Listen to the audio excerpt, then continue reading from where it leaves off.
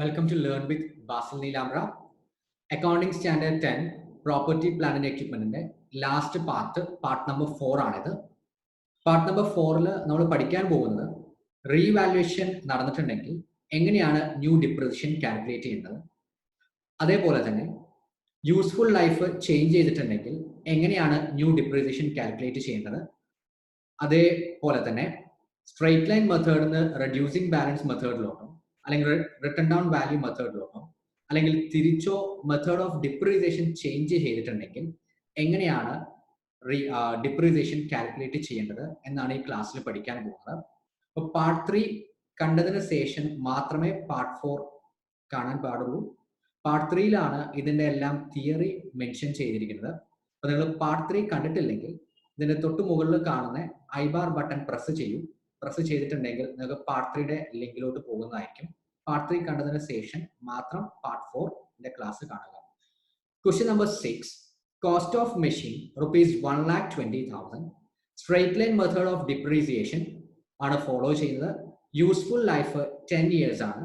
In the beginning of 4th year, it was decided that the machine is useful for 5 more years.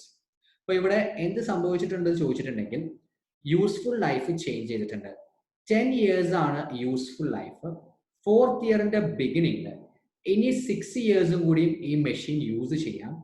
But എന്ത് determine ചെയ്തു, ഇനി 4th ഇയറിന്റെ ബിഗിനിങ്ങിൽ എന്ന് പറഞ്ഞിട്ടുണ്ടെങ്കിൽ ഇനി asset 7 yearsഉം കൂടി യൂസ് ചെയ്യാം. ബട്ട് ഇതിന്റെ യൂസ്ഫുൾ ലൈഫ് റിവൈസ് ചെയ്തു. യൂസ്ഫുൾ ലൈഫ് ഇനി 7 ഇല്ല, ഇനി 5 years മാത്രമേ യൂസ്ഫുൾ ലൈഫ് ഉള്ളൂ എന്ന് പറഞ്ഞിട്ടുണ്ടെങ്കിൽ യൂസ്ഫുൾ ലൈഫ് റിവൈസ് ചെയ്തു. യൂസ്ഫുൾ ലൈഫ് റിവൈസ് ചെയ്തിട്ടുണ്ടെങ്കിൽ calculate depreciation of 4th year. അപ്പോൾ ഓൾറെഡി 3rd ക്ലാസ്സിൽ പഠിച്ചതായിരുന്നു, 3rd പാർട്ടിൽ മെൻഷൻ ചെയ്തതാണ്. യൂസ്ഫുൾ ലൈഫ് ചേഞ്ച് ചെയ്തിട്ടുണ്ടെങ്കിൽ എങ്ങനെയാണ് ഡിപ്രിസിയേഷൻ കാൽക്കുലേറ്റ് ചെയ്യേണ്ടത്. അതിനൊരു ഫോർമുല ഉണ്ടായിരുന്നു. Depreciation equal to carrying amount at the date of change minus new residual value. New residual value തന്നിട്ടില്ലെങ്കിൽ ഓൾഡ് വാല്യൂ എടുക്കാം, divided by remaining useful life. First calculate ചെയ്യേണ്ടത് carrying amount at the date of change ആണ്. കാരണം ഈ ക്വസ്റ്റ്യനിൽ remaining useful life തന്നിട്ടുണ്ട്. Remaining useful life 5 years ആണ്. Residual value, new residual value ഒന്നും തന്നിട്ടില്ല, അപ്പോൾ ഓൾഡ് വാല്യൂ എടുക്കാം. ഓൾഡ് വാല്യൂ ക്വസ്റ്റ്യനിൽ തന്നിട്ടില്ല, സോ 0. അപ്പോൾ ഇനി കാൽക്കുലേറ്റ് ചെയ്യേണ്ടത് carrying amount at the date of change ആണ്. അപ്പോൾ carrying amount at the date of change working out at the date of change.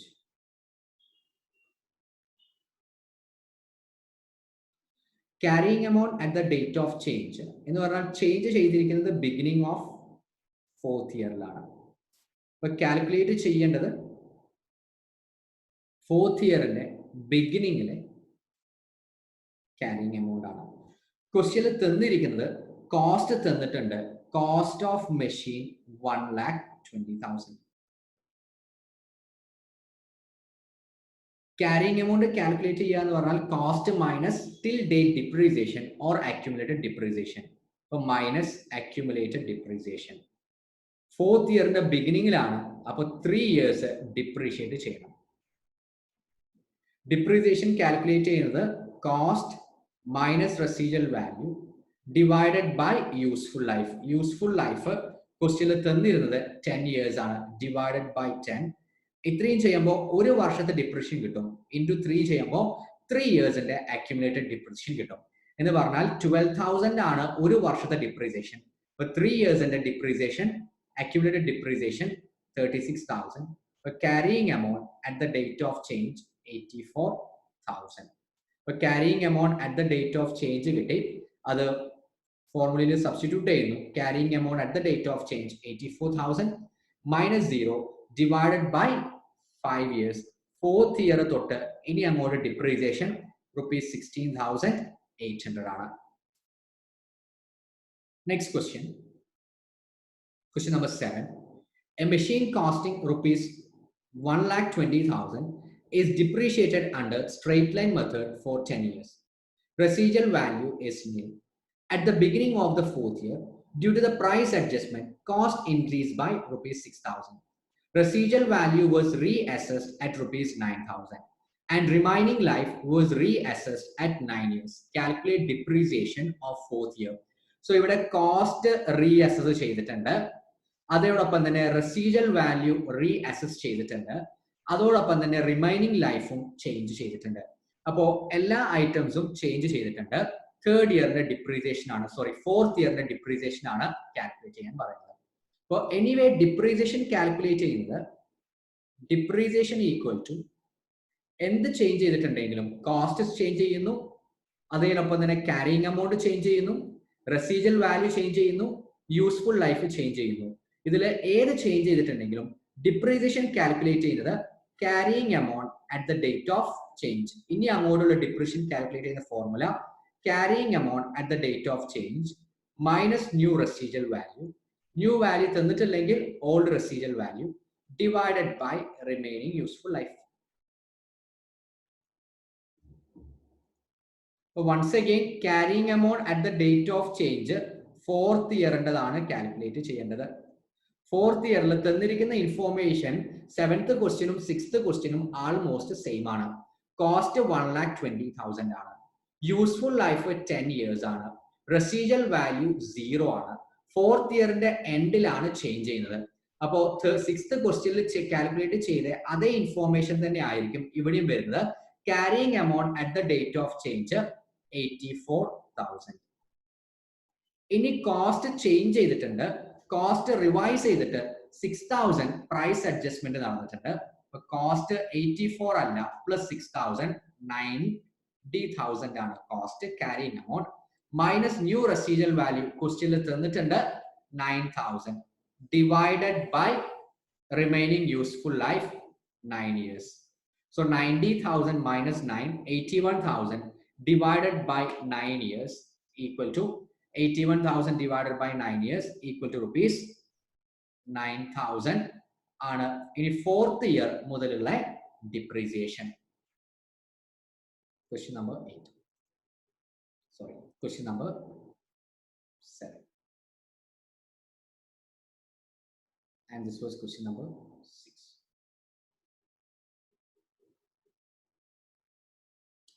Next question, question number 8. A building costing 12 lakh was depreciated for 3 years on straight line method. Useful life 10 year. Residual value rupees 2 lakh. Entity adopted revaluation model from the beginning of 4th year. Building was revalued by rupees 3 lakh and residual value by rupees 1 lakh. Remaining useful life was reassessed as 10 years. So again, revaluation model adopt ചെയ്തു, building revalue ചെയ്തു. Part 3 നമ്മൾ പഠിച്ചു building revalue ചെയ്തിട്ടുണ്ടെങ്കിൽ, അതല്ലെങ്കിൽ ഏതെങ്കിലും asset revalue ചെയ്തിട്ടുണ്ടെങ്കിൽ depreciation calculate ചെയ്യുന്നത് equal to revalued amount. Part 3 കണ്ടിട്ടില്ലെങ്കിൽ പാർട്ട് 3 കണ്ടതിന് ശേഷം മാത്രം പാർട്ട് 4ന്റെ ക്ലാസ് അറ്റൻഡ് ചെയ്യേണ്ടതാണ്. പാർട്ട് 3ലാണ് റീവാല്യുവേഷൻ ചെയ്ത അസറ്റിന്റെ ഡിപ്രീസിയേഷൻ എങ്ങനെ കാൽക്കുലേറ്റ് ചെയ്യണമെന്നത് മെൻഷൻ ചെയ്തിരിക്കുന്നത്. But depreciation of a revalued asset equal to revalued amount minus new residual value. New residual value തന്നിട്ടില്ലെങ്കിൽ you can take old residual value divided by remaining useful life. So equal to revalued amount ക്വസ്റ്റ്യനിൽ തന്നിട്ടില്ല, കണ്ടുപിടിക്കണം. Residual value change ചെയ്തു, residual value 2 lakhs ആയിരുന്നു old residual value, and building 4th year ആയപ്പോൾ building was revalued by 3 lakh and residual value by rupees 1 lakh increase ചെയ്തിട്ടുണ്ട്. residual value ഇപ്പോൾ 2 lakh old ഉണ്ടായിരുന്നു, plus revalue ചെയ്ത് increase ചെയ്ത് residual value 3 lakhs ആയിട്ടുണ്ട്. Remaining useful life ക്വസ്റ്റ്യനിൽ തന്നിട്ടുണ്ട് 10 years. പിന്നെ കാൽക്കുലേറ്റ് ചെയ്യേണ്ടത് എത്രയാണ് റീവാല്യൂഡ് എമൗണ്ട്. ക്വസ്റ്റ്യൻ ഒന്നുകൂടി വായിക്കുന്നുണ്ട്. ബിൽഡിങ്ങിന്റെ കോസ്റ്റ് 12 lakh 3 yearsൽ ഡിപ്രീഷിയേറ്റ് ചെയ്തു. എൻറ്റിറ്റി റീവാല്യൂഷൻ മോഡൽ അഡോപ്റ്റ് ചെയ്ത് ബിഗിനിങ് ഓഫ് 4th year ആണ്. ആ സമയത്ത് എത്രയാണോ ക്യാരിങ് എമൗണ്ട് ഉണ്ടായിരുന്നത് പ്ലസ് ഒരു 3 lakh building was revalued by 3 lakh എന്ന് പറഞ്ഞാൽ തേർഡ് ഇയറിന്റെ ക്യാരിങ് എമൗണ്ട് പ്ലസ് 3 lakh ആണ് റീവാല്യൂവേഷന്റെ എമൗണ്ട്. അപ്പൊ നമ്മൾ കണ്ടുപിടിക്കാൻ പോകുന്നത് റീവാല്യൂഡ് എമൗണ്ടിന്റെ വർക്കിംഗ് നോട്ട് ആണ്. Working note related to revalued amount.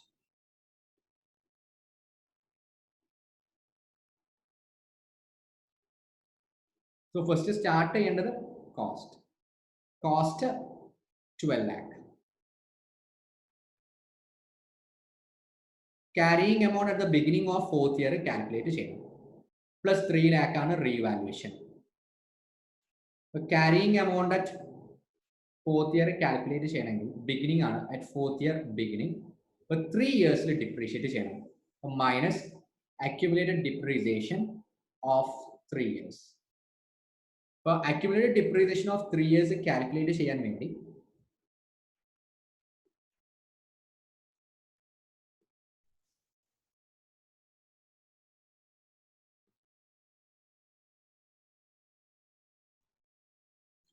carrying amount calculate ചെയ്യാൻ വേണ്ടിയിട്ട് 3 yearsന്റെ depreciation calculate ചെയ്യണം. Accumulated depreciation of 3 years. Depreciation calculate ചെയ്യേണ്ടത് cost 12 lakh minus residual value, old residual value 2 lakh divided by useful life. Useful life asset in the useful life question തന്നിരുന്നത് 10 years ആണ്. Beginning 10 years ആണ്. So divided by 10 years. So 1 lakh കിട്ടും. അത് ഒരു വർഷത്തെ depreciation ആണ്. Multiplied by 3 years. But 3 year depreciation എന്ന് പറഞ്ഞാൽ 3 lakhs. But total depreciation വരുന്നത് accumulated depreciation വരുന്നത് 3 lakhs. So accumulated depreciation for 3 years 3 lakhs. Carrying amount at the end of 3rd year അതല്ലെങ്കിൽ beginning of 4th year equal to 9 lakh. ഇതാണ് ഇപ്പൊ carrying amount ഉള്ളത്. 4th ഇയറിന്റെ ബിഗിനിങ്ങിലാണ് ഈ asset revalue ചെയ്ത് revalued by 3 lakhs ആണ് എന്ന് പറയുന്നത്. അല്ലെങ്കിൽ 4th ഇയറിന്റെ ബിഗിനിങ്ങിൽ carrying amount ഉണ്ടായിരുന്നത് അതേ പ്ലസ് 3 years ആഡ് ചെയ്തു. റീവാല്യൂവേഷൻ ചെയ്ത എമൗണ്ട് ബൈ 3 lakhs ആണ് അസറ്റിന്റെ.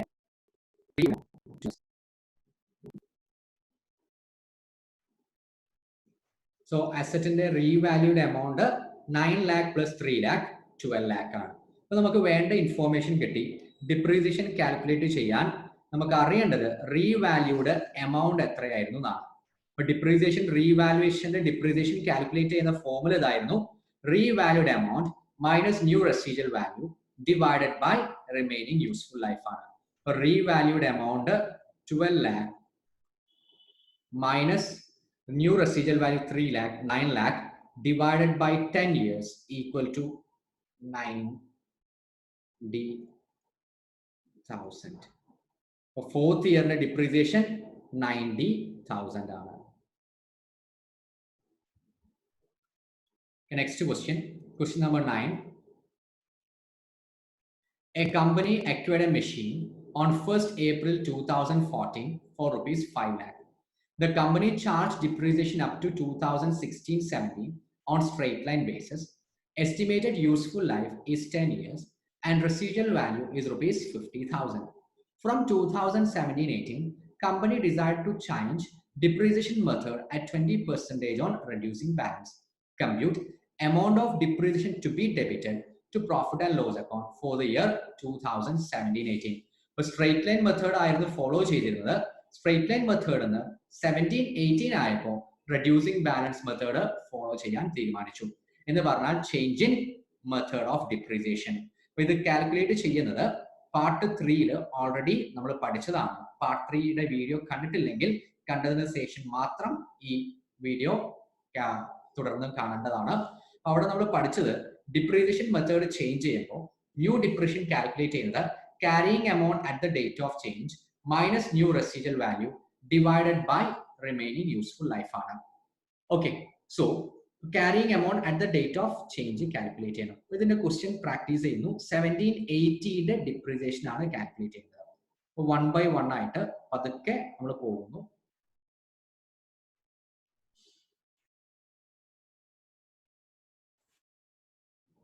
Question number 9. 2014 asset purchase ചെയ്തത്. Question number 9. 1st April 2014 asset purchase ചെയ്തു.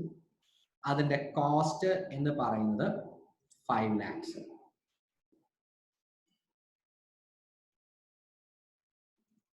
ഇപ്പോൾ 31st March 15 ഡിപ്രീഷിയേറ്റ് ചെയ്യും. 31st March 16 depreciation, straight line method.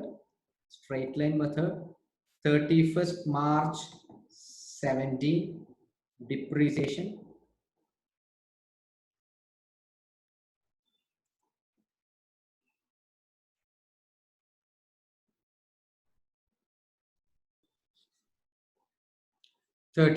March 2017 depreciation under straight line method. For depreciation calculated, cost 5 lakh minus residual value 50,000 and useful life 10 years. So minus 50,000 divided by 5 years. For depreciation, 4,50,000 divided by 5 years.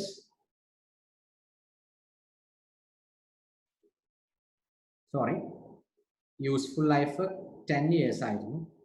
So divided by 10 years. For 4,50,000 divided by 10 years. 15 45,000, 45,000 and 45,000. Depreciation ആണ്. So negative figure. So 1,30,65,000 ആണ്. 31st March 17 അല്ലെങ്കിൽ 1st April 17. ഇത് closing ആണ്. ഇത് ബിഗിനിങ്ങിലെ അസറ്റിന്റെ carrying ആണ്. ഇനി ക്വസ്റ്റ്യനിൽ പറഞ്ഞിരിക്കുന്നത് സ്ട്രെയിറ്റ് ലൈൻ മെത്തേഡിന് റെഡ്യൂസിംഗ് ബാലൻസ് മെത്തേഡിലോട്ട് ചേഞ്ച് ചെയ്തു.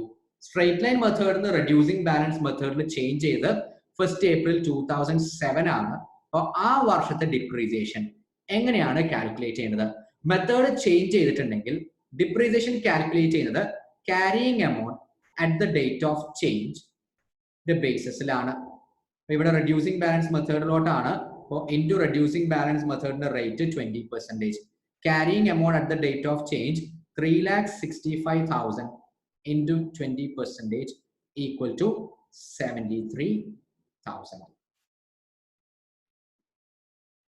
And last question number 10, retirement of PPU-മായി ബന്ധപ്പെട്ടുള്ള ക്വസ്റ്റ്യൻ ആണ്. എന്താ retirement of property plant and equipment എന്ന് പറഞ്ഞാൽ?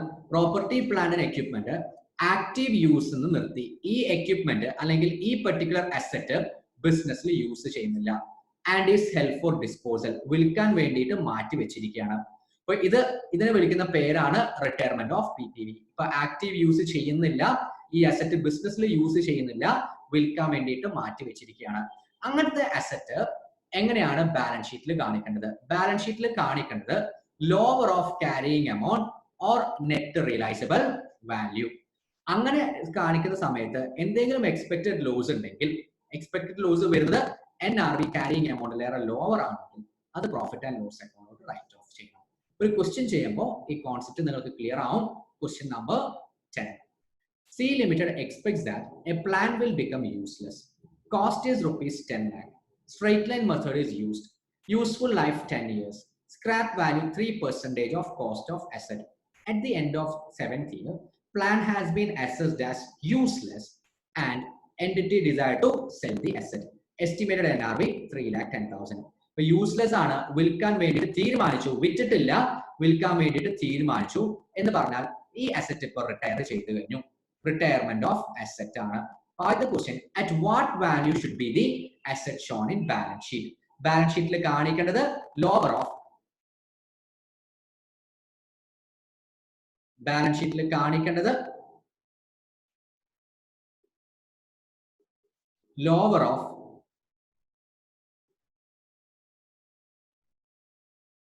carrying amount or net realizable value ലാണ് ഒരു question.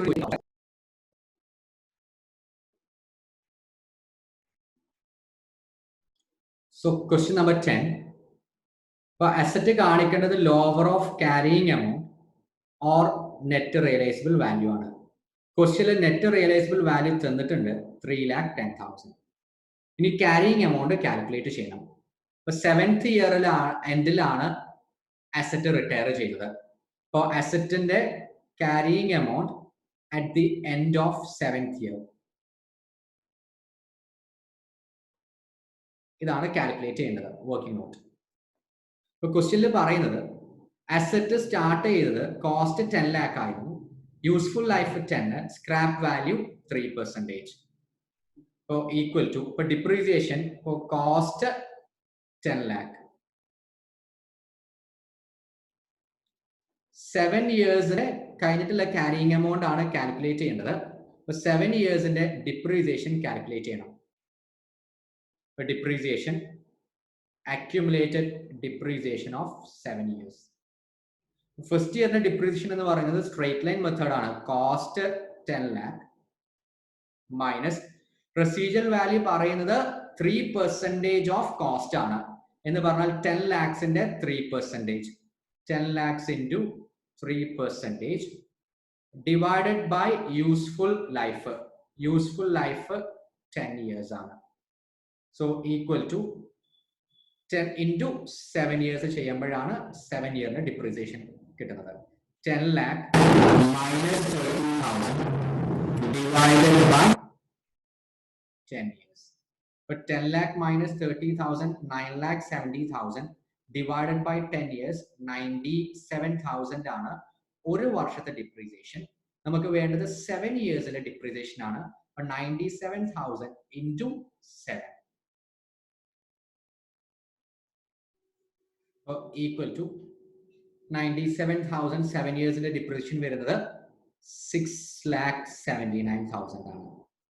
6,79,000. For cost 10 lakh, 7 years depreciation 6,79,000.